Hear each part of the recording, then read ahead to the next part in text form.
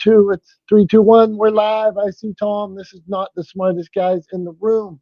Should your content entertain? Effective messaging. Tom, how are you today, my friend? What's going on, buddy? How are you?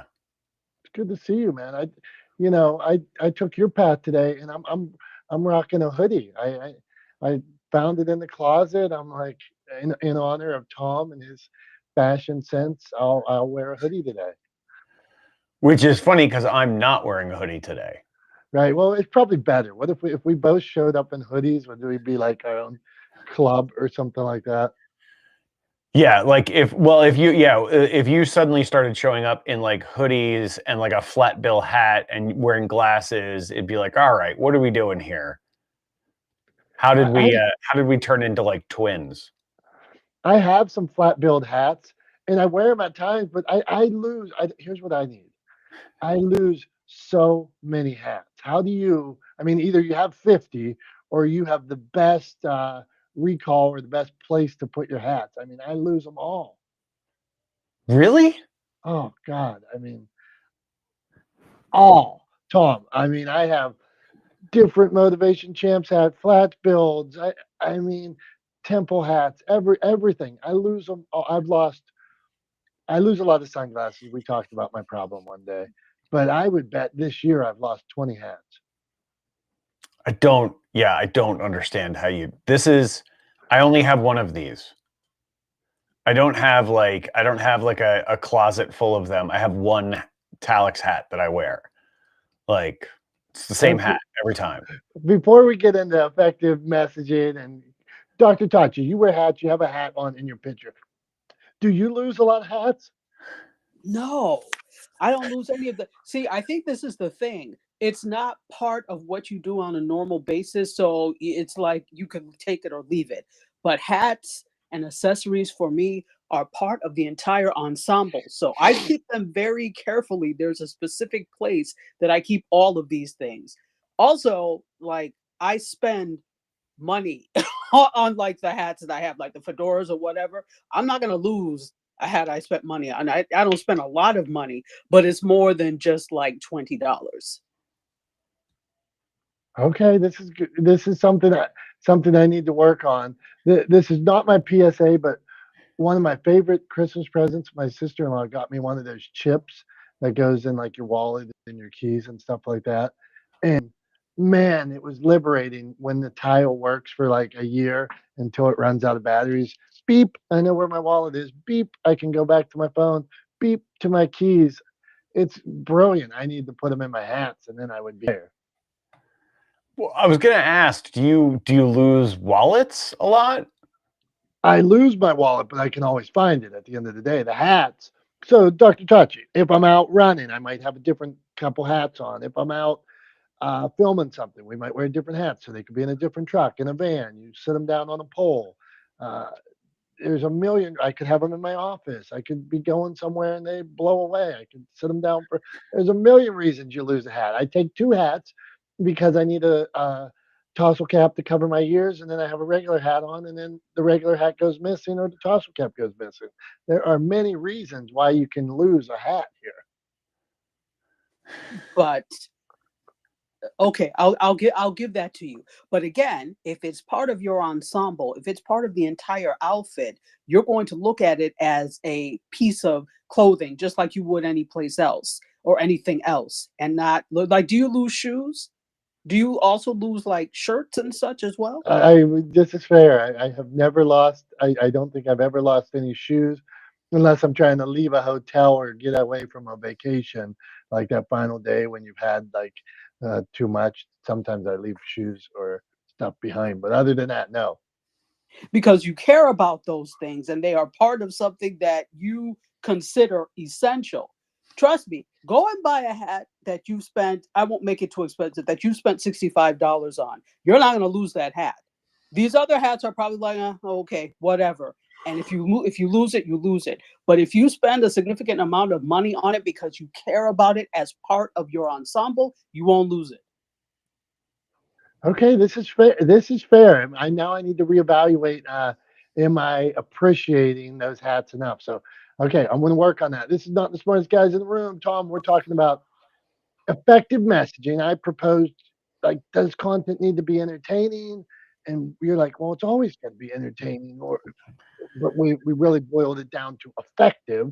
So let's have this debate on effective, entertaining. I don't want just somebody putting a pie in people's face. Like, if I want to know about books or video production, I don't want um, your videos to all be pie in the faces. So but that's entertaining. So teach us, Tom. What do you got? Well, I mean, I think here's where it's sort of the rubber meets the road for this, I think. And it is that first you have to define what you mean by entertaining, right? Or entertainment. And I think entertainment is a lot more broad than a lot of people sort of initially give it credit for or think of it as, right? And specifically in this case, you mentioned the idea of content. You don't want all your content to be a pie in the face, right? But that's only one way in which content can be entertaining, right? Like slapstick comedy, which I would call pie in the face, right? Is slapstick comedy. Slapstick comedy is entertaining. But so are dramas, right? So are true crime documentaries. So are romantic comedies, right? You're a big rom-com fan. So are romantic comedies, right? There are a multitude of ways in which you can be entertaining for your audience, but you always have to be entertaining, right? That entertainment, right? And ultimately, I think when you get down to it, like, look, I'm not a linguist. I'm not going to get into the root etymology of the word entertainment, or what it means to be entertaining. But at the end of the day, really what it comes down to is, does it hold attention, right? Does it hold people's attention? That's what all of your content should be trying to do, is to hold the attention of your audience, right? And anything that holds your attention, I would argue, is entertaining by definition.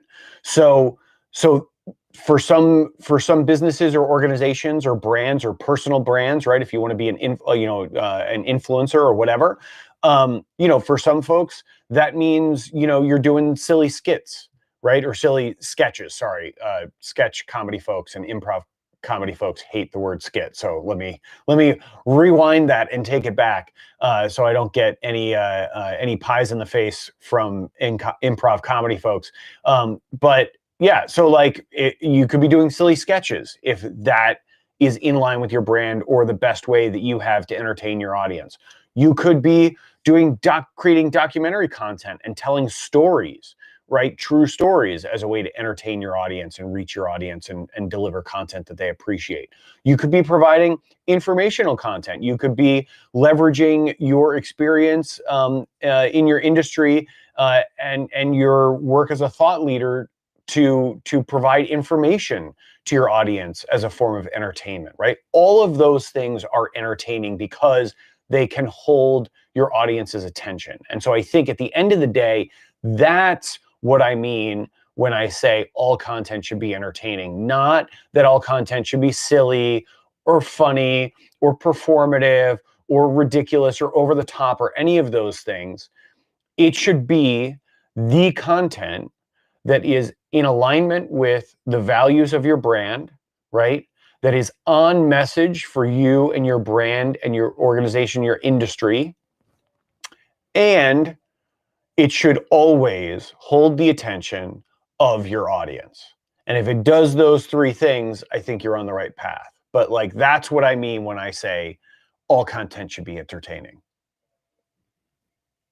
I think that's an excellent synopsis and makes me think a lot about this. So, Dr. Tachi, you want to weigh in on this effectiveness, entertaining, or offer tips on how to catch that attention that Tom is speaking of?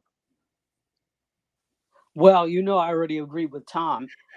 It's I think the key point is to engage, as Tom said, hold attention or to engage. So I agree. Anything by nature could be entertainment because you're trying to engage. It doesn't always mean your intent is enjoyment. I think that's where the divide comes. But if you're giving information and you're good at giving information, people are also going to enjoy themselves. So I'll give you an example. When I was in undergrad, I had some boring professors. It goes to show that just because you know your craft doesn't know you know how to effectively teach your craft. They were boring as all get out. So when I got to the point where I knew that I was going to be a professor, I said, I promise I will never bore my students the way I was bored with some of my professors in undergrad. And consequently, I'm tired. After I finish teaching, I am tired. It's like I have tap danced for an entire hour and 15 or whatever the case may be when I teach live and in person. And that's because I'm so intent on not only transferring the information, but also keeping them engaged at the same time. So that employs several different types of devices to keep that. So involving them in the thing and not just talking at them. So that's my thing. So if I were to give a tip, is definitely audience participation, right? Include them in the conversation. Make it a conversation and not just a presentation. This is why I love live so much, going live on different platforms, because of the engagement that I'm able to have with the audience. Because if they wanted to just get information on what I'm talking about, they could just watch TV.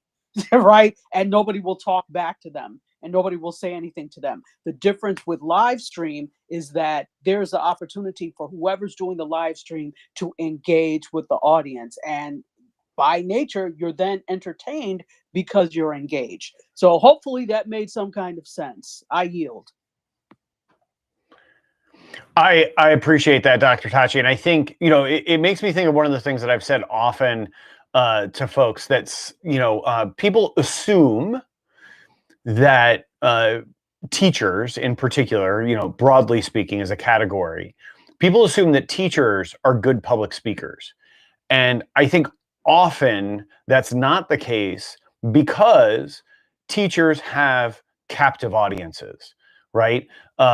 So those boring professors that you talked about having when you were an undergrad, and that you sort of vowed not to become when you decided to pursue teaching on a collegiate level, those professors were probably boring because they didn't have any reason to try to be entertaining because their audience was stuck. They were signed up for the course and they couldn't leave if they got bored, right? They couldn't change the channel. They couldn't get up and walk out because it would be bad for them in their grade, right? So they were stuck. They have a captive audience. And so there's really no incentive for them other than actually, delivering an engaging lecture that brings students in and gets them really interested in what they're being taught.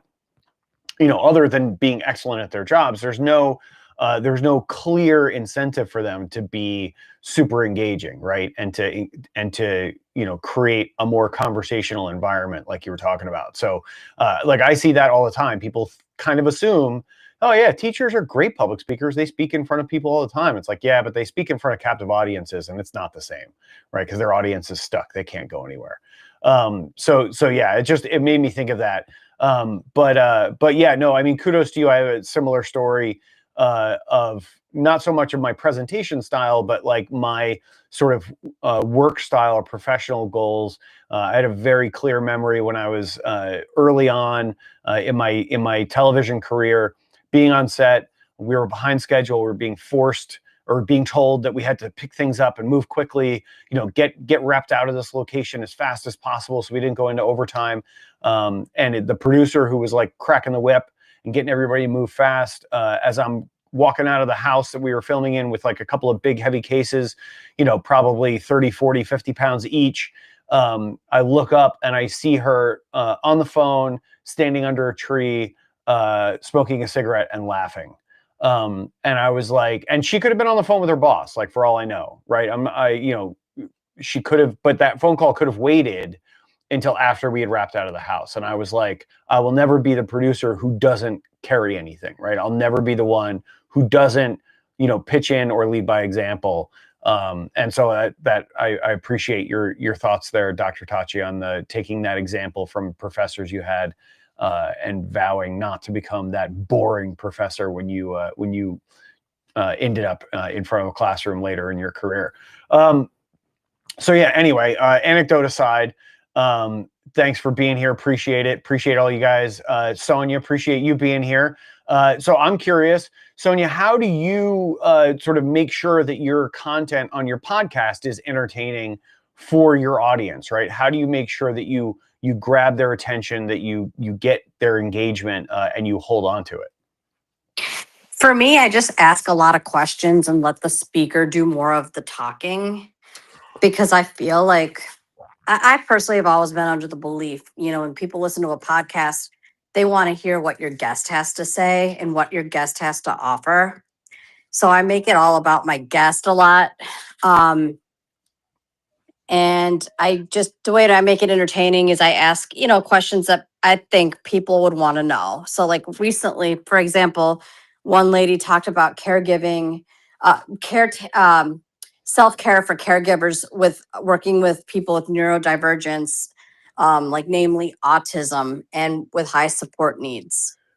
And so I asked her a lot of these questions, like how do we identify burnout? What are things you look for? What is the signs of a heightened nervous system? Things like that. And that's kind of what I would think, people would want to know more about, is like what she experienced, or when other people have come on, their background, right? So I had another one recently that I'd posted from my just a couple episodes ago, where one lady was talking about teaching people with dyslexia and dysgraphia how to read, and talked about the importance of phonics. And people resonated with that, because people who are not, especially English is not their first language, they would appreciate the difficulties and all the nuances, things we forgot about, like the silent E and all these other, and the double P rules, right? Like things we don't think about every day. But people who have dyslexia and dysgraphia may have to put more effort and time and think about it.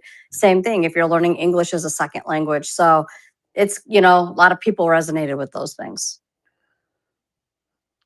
Thank you very much, Sonia. I can tell you firsthand, Tom, having been on Sonia's podcast, she does ask a lot of questions, but she goes deeper than the surface level question. So you might expect, well, what made you write this book or something like that, and then she's going deeper into how you felt about the subject in the book. So Sonia, you're doing a good job. Keep asking those questions, and that is good stuff. Tom, go on. Well, I was just going to say, I think, like there's the old adage, right, that you hear all the time, that good interviews are conversations, right? So good interviews, I think, are kind of by nature conversational. And you should, as an interviewer, not only, do your homework, make sure that you are well researched going into the interview so you know what questions to ask, but really allow what you find interesting to inform not only the questions you ask, but then the follow-up questions you ask that come out of what the person is saying, right? All too often, you'll hear somebody who's got a list of 10 questions for an interview. They'll ask a question, the person will give an answer, and then they'll say, okay, great. And they'll just jump to the next topic, right? That was great. Okay, so now I'm really curious about, and there's no sort of connective thread. It becomes very disjointed. It's a Q&A, right? And not really an interview or a conversation at that point.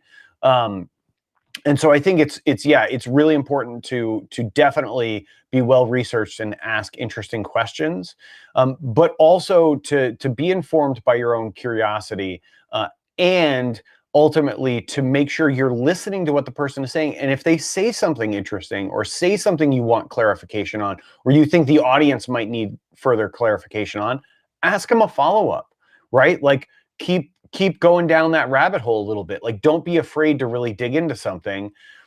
Maybe you've got 6 topics you wanted to cover in an hour and you only get to cover 4 of them because you really dug in deep. Well, that's totally fine. If it was really interesting content, don't worry about hitting 6 questions or 6 topics or only 4 topics instead of 6, right?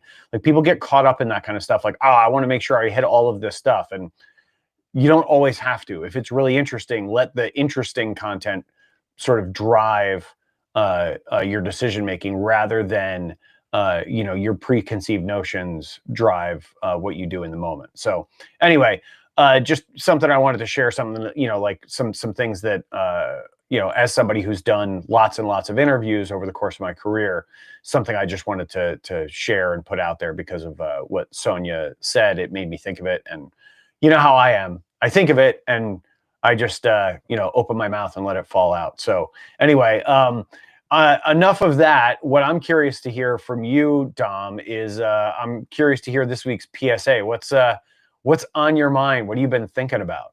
Okay, I'm going PSA and my 30-second PSA, then your 30-second PSA. My 30-second PSA, I've been bloated for like 10 years. I drink milk, bloat, eat ice cream, bloat. Half the things I eat, more and more stuff's making me bloat. I can't take the bloating. I look like a clown. All of a sudden, I go from thinking I'm thin to this big stomach. So my PSA is this week I took probiotics. I'm about 5 days in, and the bloating's going down instantly. I'm like, whoa, this is cool. I have a normal looking stomach after I eat in the evening and stuff like that. So I am probiotics this week, Tom. So that is my PSA, up with probiotics. I mean, I like it. I wonder if maybe you should just regularly add some yogurt into your diet, some live culture yogurt, and just make sure you got some good gut bacteria working down there, and helping move things along. It's always a good thing, right? That and a healthy amount of fiber in your diet is always helpful for your gut microbiome, as they like to say. Go ahead. Hey, well, I appreciate that.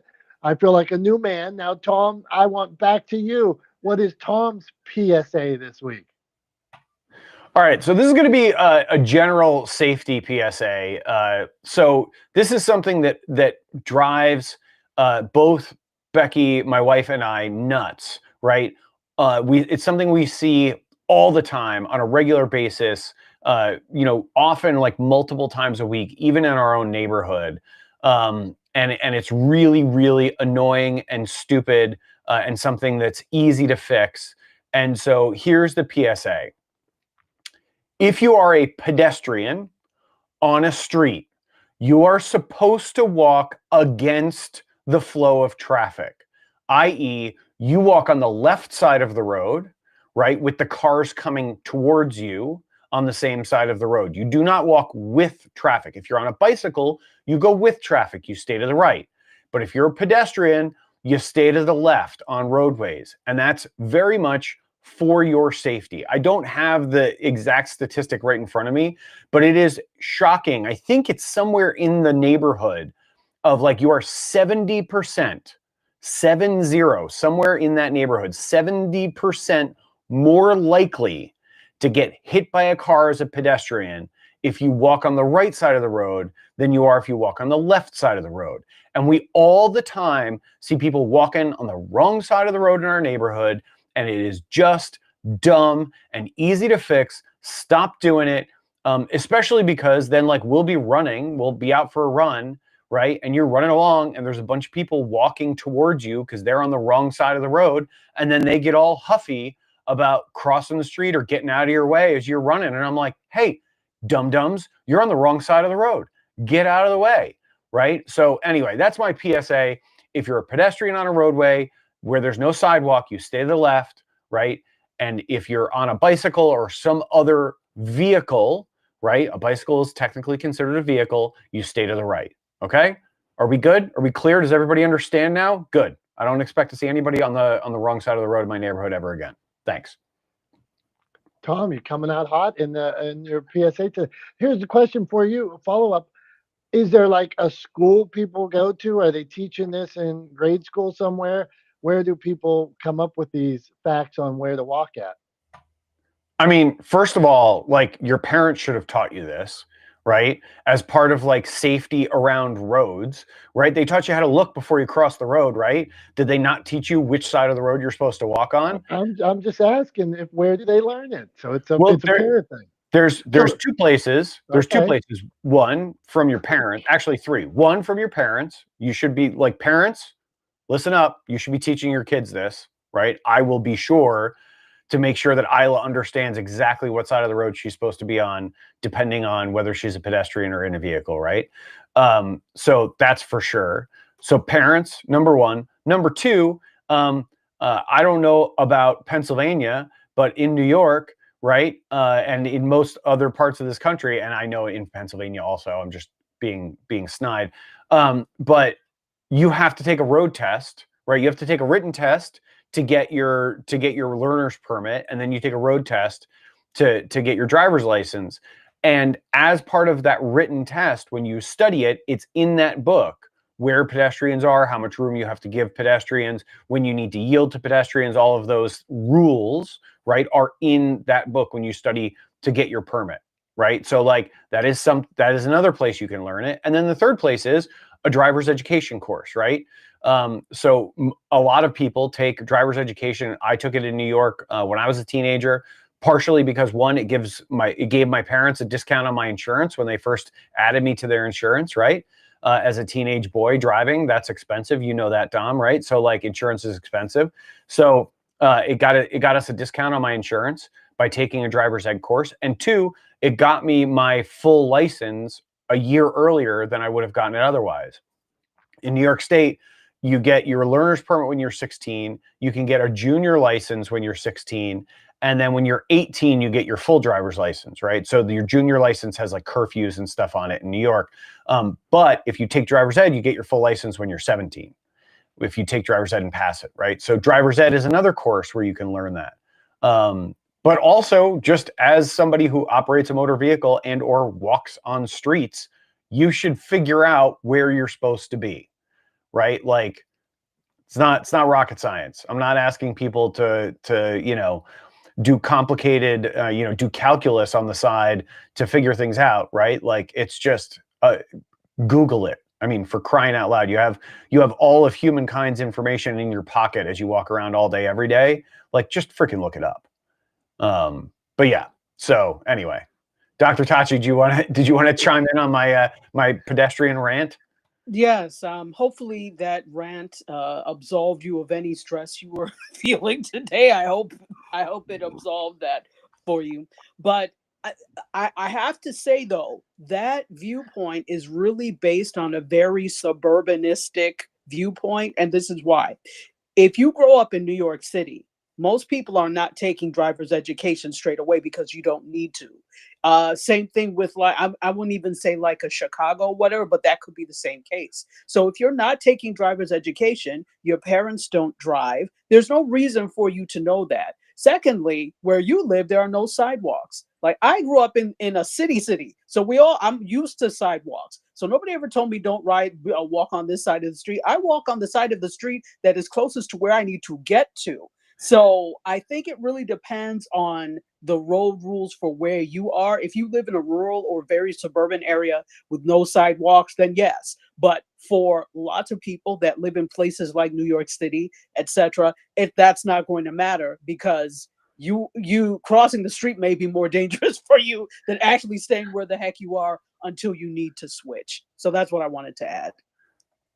Yeah, burn, no, I mean, burn. I got sorry. No. Like it doesn't. What I was saying applies to people in my neighborhood, right? Like it applies to people in my neighborhood, people who walk in places like my neighborhood, as Dr. Tachi correctly pointed out, a place that has no sidewalks. It does not apply to people who live in places like New York City, where there are sidewalks everywhere and you're never really walking in the street. And if you are, like, what are you doing? You're gonna get hit.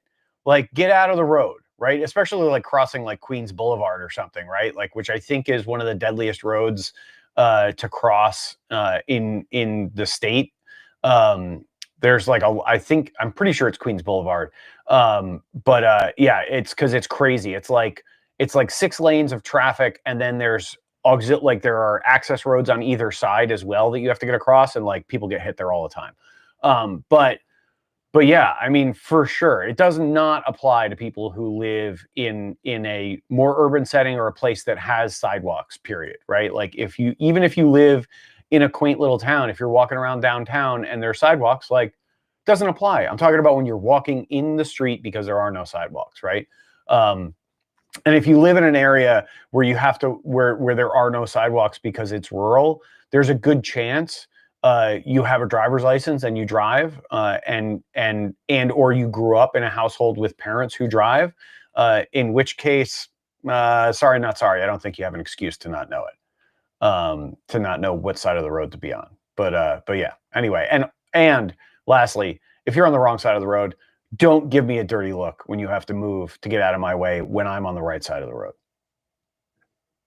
Tom, thank you. Tom came out hot on that PSA. I have to say. So Tom's PSA, we got him worked up. So I'm looking forward to Tom's thumbs in a bit if he's already this type of curmudgeon today. So we're talking good content, entertain, effective messaging. Dr. Tachi brought up the streets are different where she lives, and we'll see. So one of the things I wanted to say about content, entertaining, and effective messaging is the fact that once you start a video, once you start a show, once you get up on a stage, wherever it is, you're committed. You're pot committed at that point. So the show must go on. Here on Not This Morning's Guys, sometimes my camera goes down. Tom continues the show.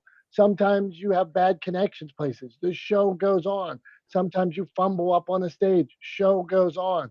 Sometimes you fumble over your message when you're on a video. Show goes on. Meeting, you say something you shouldn't have, and the prospect, whoever, looks at you in a different way. The show goes on. So the message, concise, stay the course. The show always goes on. So that's my thoughts on effective messaging. Knowing no matter what, you got to keep to the point, stay to the point. The show goes on. Speaking of which, Julie, because I know you like this part of the show, before we get into more effective content and entertaining messaging, we're going to go right back into Tom's thumbs. This is a point of the show where Tom takes on something from media, pop culture, and we get his thoughts, thumbs up or thumbs down. So, Tom, I wanted to ask you today about the number one country song. I think it's called Walk My Walk by Breaking Rust. And Breaking Rust is an AI generated country singer that now has the number one song. So I wanted to know your thoughts on this number one selling country song by AI star Breaking Rust. All right. So can I ask a clarifying question? Number one, where? Right? Like number one, like what? Give me like on Billboard On charts, on like streaming, like number one, where? Okay, I don't have that. That's a little too much detail and research for my number one on pop country charts right now. So I don't know which chart. I could detail that, but it's number one on the country chart. On some pop country chart. Yeah, there you go. Okay. So the question is, does that being the number one song on a pop country chart get a thumbs up or a thumbs down for me? By AI created author artist Breaking Rust, yes. Yeah, well, all right. So I think we're playing fast and loose with the term artist right off the bat, right? It's not an artist. It is, yeah, I mean, look, a period, end of story. It gets a thumbs down for me. I think it gets a thumbs down not only by virtue of the fact that it is an artifice of artistry, right? And I'll get into that, what I mean by that in a second. But also, like, I think it's a commentary. It feels like a little bit of a commentary on country music and where pop country music is right now, that the number one song could be something that is AI generated, right? I think that says a little something about the status of pop country music and what people are listening to in pop country music. That an AI song or a song composed by, performed by AI could become a number one hit, right? Just kind of paints a little bit of a negative picture, casts a negative hue on country music more broadly. So like that's a little bit of a problem, I think. If you're a country music fan, something to think about. But the other thing is, like, look, so people don't really understand. I think broadly, a lot of people don't really understand how AI works, right? How this sort of generative AI is the term that's used, works. And it's really not generative, right? It is more recombinant, right? And what I mean by that is the AI algorithm essentially takes all of the information it has, in this case about sort of pop country music, right? So all of the available information it can get its hands on pop country music, right? It takes that information, it puts all of that into a blender, right?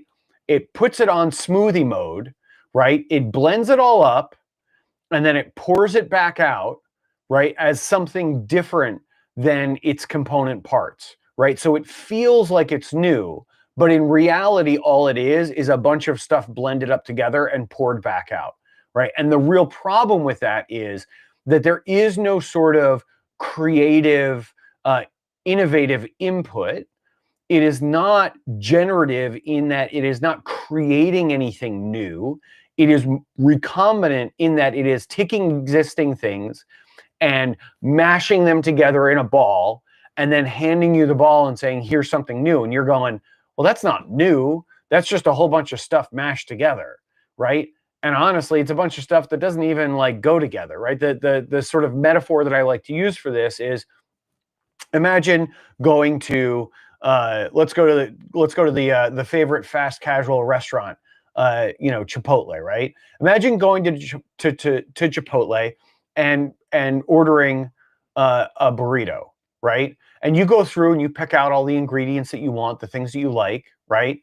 And you get them on the burrito, they wrap it up and they serve it to you. And then you end up with a burrito that you want to eat because you were able to go in and pick out all the things you like and make sure it's something that you would enjoy, right? Now, the way AI works is it goes in and it goes, well, a certain percentage of people, or it's likely that people will choose chicken, right? But it's also likely that people will choose sour cream, right? It's a popular topping. Well, what if you hate sour cream? What if you're lactose intolerant, right? AI doesn't care, right? It doesn't care that you're going to get bloated if you eat this burrito that is now full of cheese and sour cream, even though you're lactose intolerant, right? And so it gives you a burrito full of cheese and sour cream and things you don't like. What if you have that the gene that makes cilantro taste like soap to you, and it puts cilantro lime rice in there because that's the most popular kind of rice that Chipotle has, right? So now you got a burrito that tastes like soap and is going to make you bloated, right? And give you an upset stomach, all because AI just picks whatever it thinks is kind of the most popular or the most likely thing to go together, with no real care for whether or not what it's delivering to you actually works, right? And that's the way generative AI works. And so what it did was it took a bunch of examples of popular country music and it said, this is something that we see a lot in popular country music. This is something we see a lot in popular country music. This is something we see a lot in popular country music. Let's put them all together and make a song. I'd be willing to bet also that if you actually wrote the lyrics out or took a transcript or took the lyrics of that song and read them out loud, they probably don't make any sense, right? I'm gonna lob that out as something that I think is incredibly likely that the lyrics don't even make sense to the song. So from soup to nuts, for what it says about the current state of pop country music, for the fact that it is probably just AI slop that sucks, right? But is good at getting attention, even though it sucks. The fact that this AI generated and AI performed country song is the #1 country song on the Billboard charts. That all of it, from start to finish, from soup to nuts, from A to Z, gets a thumbs down from me.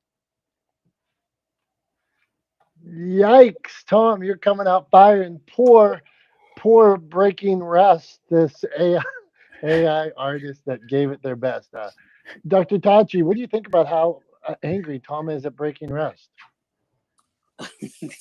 Is it breaking rust, or is it the whole concept of AI generated entertainment in general? That's what I would question. To which I have to say I kind of I do understand where he's coming from, but I want to say or ask, how is this different from sampling or artists that you hear one type of song and then you hear that same type of song just sung by different people? I'm not saying it's not different, but I'm just wondering how you think that's different from AI doing it.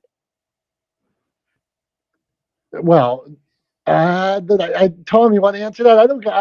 I mean, sampling. At least you're putting something of your own over top of something, and you are paying for the sample, unless you're Diddy back in the day, but or Vanilla Ice stealing his drop. So that would be my. At least there's some originality into it. You are respecting the original beat and putting your own thoughts over it. Tom, what do you got on that? And then let's get to Julie. Yeah, I mean, I think the difference between like what sampling and AI does, right, is to your point, Dom. Sampling is taking something that's existing and putting your own creative spin on it, right? Adding your sort of own creative input to it. So you're not just recreating, right, or stealing, unless, like you said, you're Diddy. I think, what was he paying? Like, I forget what he was paying Sting. Yeah, like for, a million, like it something was a like year. $5,000 a day for the rest of Yeah, his life, or something like right. that. Something crazy because of the sample that he took from the police. Um, but at least then you're adding some creative spin to it, right? You're not just taking the original and again, mashing it up into a slightly different shaped ball, right? Or like whatever the case may be, and then trying to pass it off as something brand new, right? And that's the issue that I have with AI and with this kind of AI generated content, is they're trying to like Broken Rust. Was that the name of it? Breaking Rust?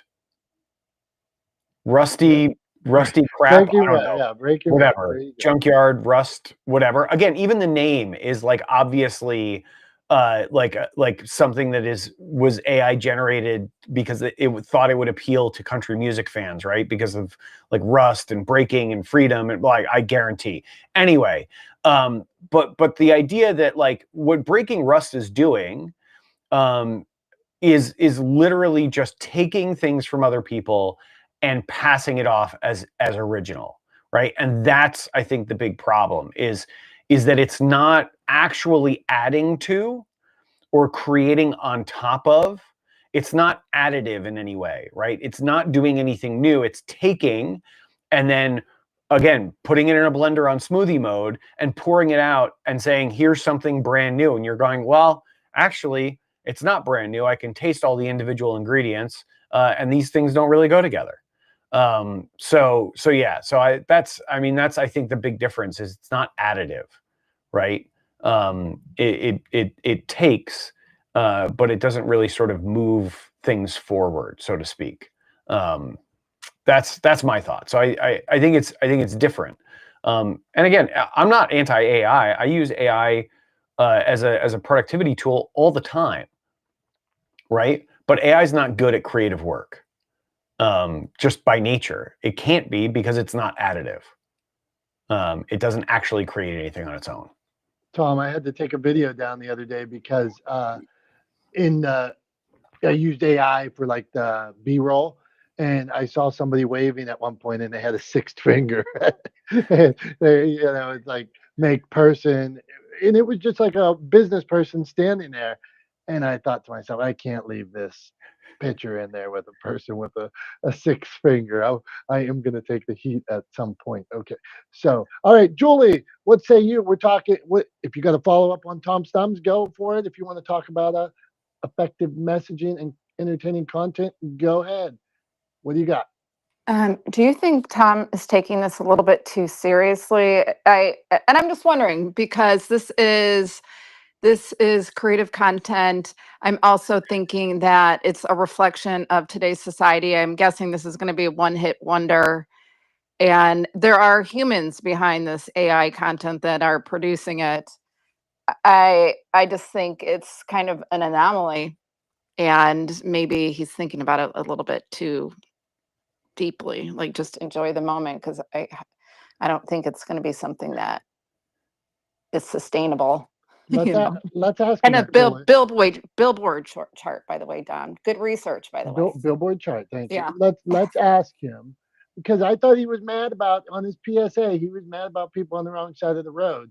So Well, I'm is glad Tom is back this week. To be honest, yeah, it's getting a little vanilla here with yeah. turning into you. I'm gonna have to send this to my friend Jim Ajay, who likes when Tom's cranky and gives thumbs down. So Tom, maybe are you taking breaking rust and all of their virtual success too serious?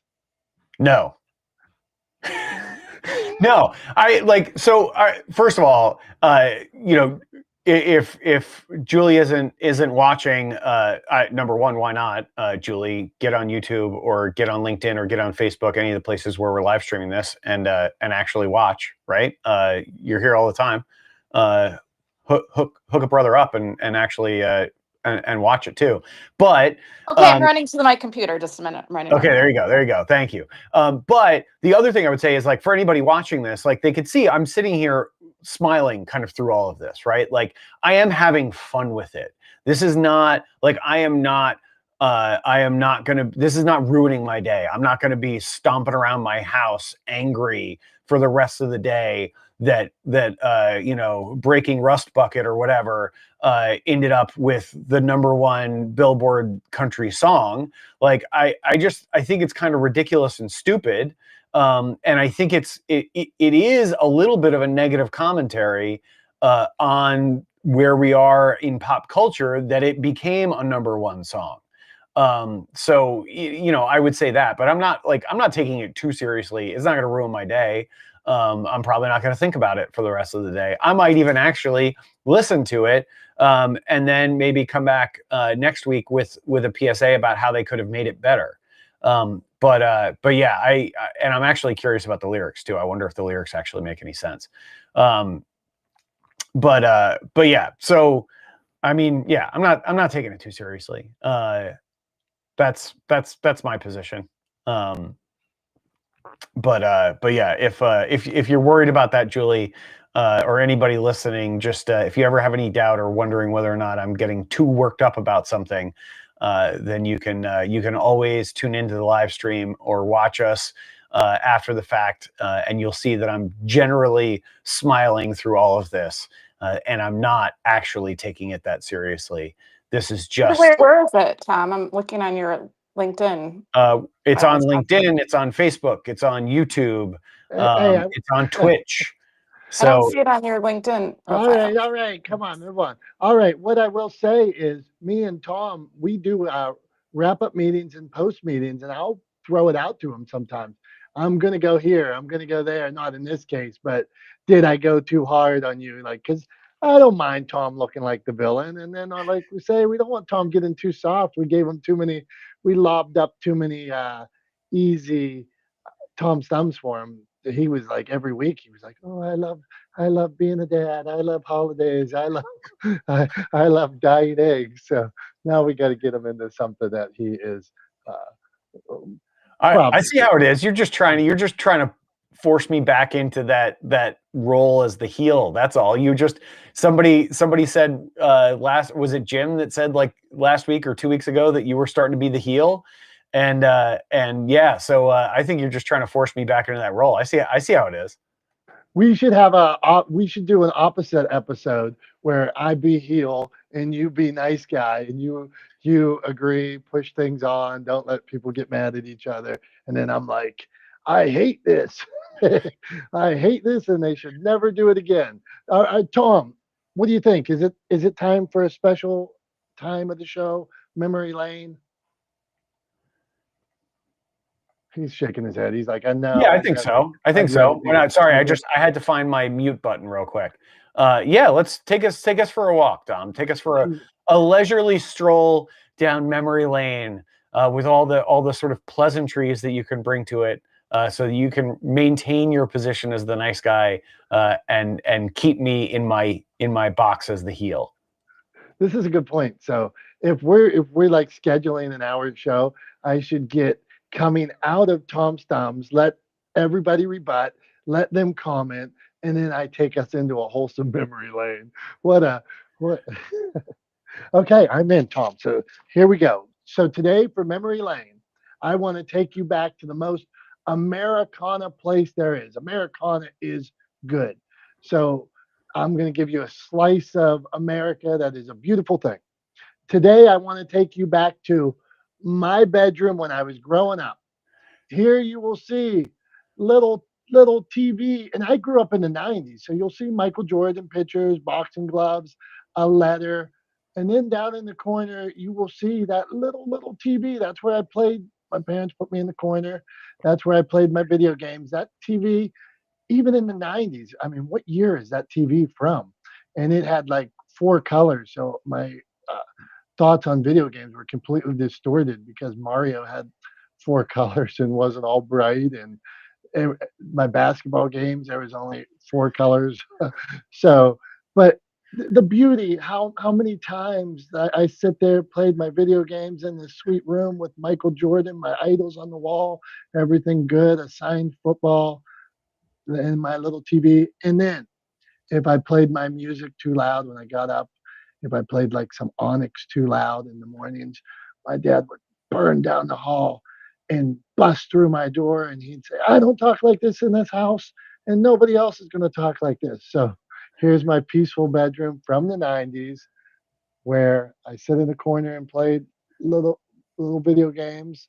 And that's what I got for you today. Americana at its best. Is that an original Nintendo next to that TV? Uh, I think that's actually the case for the games. I don't know. I did have a original Nintendo though. Because I was looking at it and I was like, the shape seems slightly wrong, but I was like, but if that's an original Nintendo, that gives you an idea of just how small that TV was, right? Like what is that? Like a 9-inch TV or something? Like I was gonna go. Yeah, I was gonna go maybe 12-inch, Tom, but I don't. It can't be much. Yeah. Yeah, I think less than 12. I think that's like a 9-inch TV, and they made them that small, like back in the day. And I'll tell you, there was no way. Sometimes we talk about like to our kids, like how things were different. There was no way my parents ever considered getting me a nicer, bigger TV for my room. I got the one off the landfill, and that was that. That's how it was going to be. Yeah, I had for a while when I was a kid, I had a TV in my room that was an old black and white TV that I found in the basement, like up on a shelf that my parents had put down there at some point that they had somewhere. One of them had. I think my mom had it in college or something like that, like an old black and white TV from the '60s that I found on a shelf in the basement, and I dug it out and I took it upstairs to my bedroom. And the only way to watch anything on it was with the rabbit ears, right? Like the old rabbit ear antenna on the back of the TV, and I could get like 2.5 channels in my bedroom, and it was the TV was so old you had to let it warm up, so you would like turn it on, and like there would be no picture for like a good 30 to 60 seconds before the TV warmed up, and then all of a sudden the picture would show up, because what probably some of the younger folks listening weren't around for is those old tube TVs, right, which is what they were called, was actually a cathode ray tube. And in order to use the TV, that cathode ray tube had to warm up. And back in the day, that took a little bit of time. They then improved the technology, so it was pretty much instant on when you turned the TV on. But back in the day with the old black and white TVs, like that tube actually had to warm up before you would get an image. And so like sometimes for the first 30 to 60 seconds after I turned that thing on, I didn't even know if it was going to work, right? Like I was just kind of like sitting there for a minute waiting to see if the TV had finally died, or if I was going to get to watch something, if I could get the antenna position just right to like get a channel to come in clearly. So yeah, so I was right there with you, buddy, with the old black and white TV in my bedroom. That was the only TV I got, and I only got it because it was free in the basement. And my parents, you know, I don't even think they knew I put it in there until after I'd had it for a little bit. But You made me think of something, Tom. I don't know that I ever saw, you had those antennas on the top, and sometimes I'd put foil. I don't think I ever actually got one 30-minute show on there. I think it was all video games. It had some kind of switch on the back of it that supposedly switched it to TV as well. Never saw one TV show on it. But even still, that was the best bedroom, the best TV ever. yeah, well, often there was like a UHF VHF switch on the back of the TV, right? And then you could get some like UHF channels, you could get some VHF channels.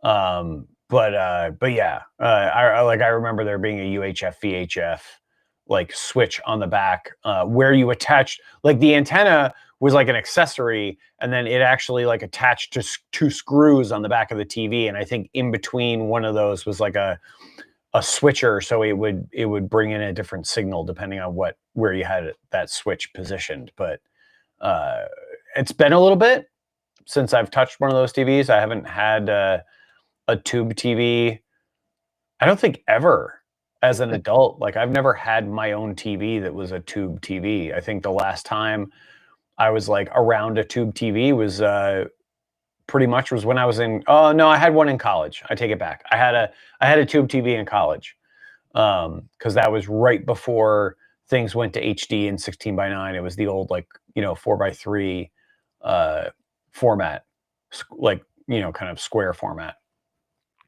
before things went to 16:9. Yep. There we go. All right. Come on. Not the smartest guys in the room. Before we go to the final wrap up, we'll see if Tom can not be cranky by then. He watched the replay. He came out hot on PSAs. He came out hot on Tom's thumbs. But first, our show today, the underlining theme was effective messaging. So, Julie, Dr. Tachi, Sonia, I'm going to go one by one, and myself. Do you have a quick 20-second tip on good messaging? Julie, I'm going to start with you. What do you got? Be clear and know what your message is. Thank you. Good stuff. Sonia, effective messaging. What do you got? Just be true to yourself and be authentic in your messaging, because people are going to know whether you're trying too hard or not. And those who are trying too hard will not get their message across. Great. Fantastic. Julie and Sonia, go on. Well done. Dr. Tachi, what do you got on effective messaging? A tip for us?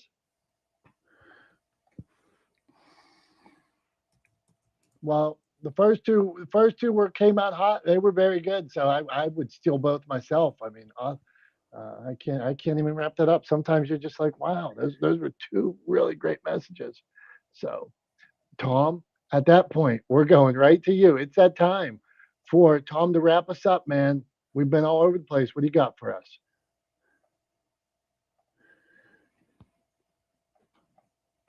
Yeah, man, we have kind of been all over the place a little bit, and I think, there are for sure there are some ways in which I was thinking about wrapping this up, and I'm trying to do it without getting too caught up in in being cranky, right? So here's the route that I'm going to take. Instead of doing that, I'm going to run through what I see as the list, right, of sort of guidelines or principles or directives. And shameless plug, this is from my book Legendeering, but it's why it's in the book, right? This is what I see as the list of the things that you need to have in mind in order to be sort of effective and stay true to your messaging and have good messaging as a brand or a business, right? Or even as an individual, if it's an individual brand, right? And so the sort of undergirding core principle that everybody here has heard me say 100 times is to lead with value always, right? Always make sure you are delivering value to your audience, right? You have to give without expectation. You have to make sure that you are not attaching strings to the value that you're providing for your audience, right? So make sure that anything you give them free and clear. You have no expectations tied to it, right? It's not tit for tat. It's not, if I do this for you, you got to do this, buy this for me. None of that kind of stuff. No strings attached. Give without expectation. You have to be relentlessly authentic, right?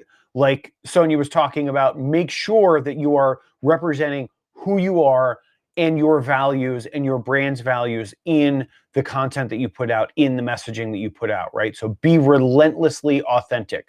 You have to remember to put your audience first, right? It's not about you, it's about them. The content you're creating is for them, right? Make sure, just like if you were giving a gift to someone, make sure that you are giving them something that they want, right? Or that they need, not something that you like, right? So make sure you remember that it's audience first. It's about them. It's not about you.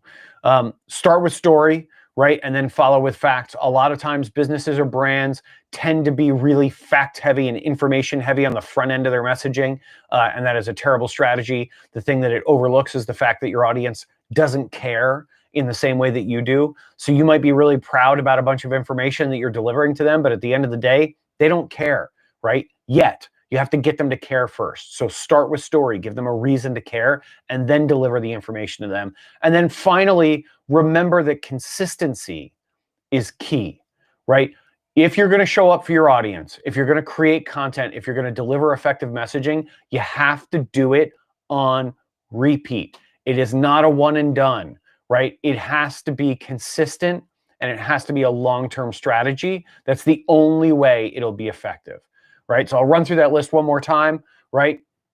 Give without expectation, be relentlessly authentic.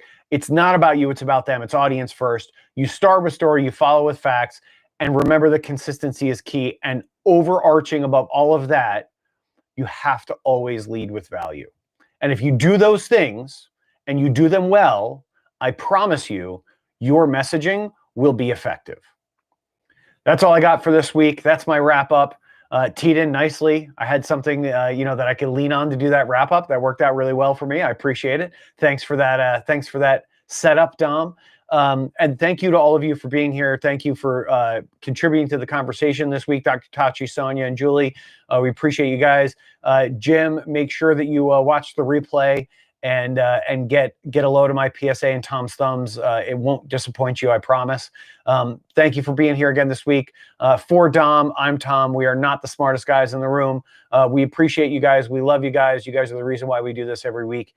And until the next time we see you, until next week, have a great rest of your week and a great weekend. We love you. We appreciate you. We thank you. Bye-bye.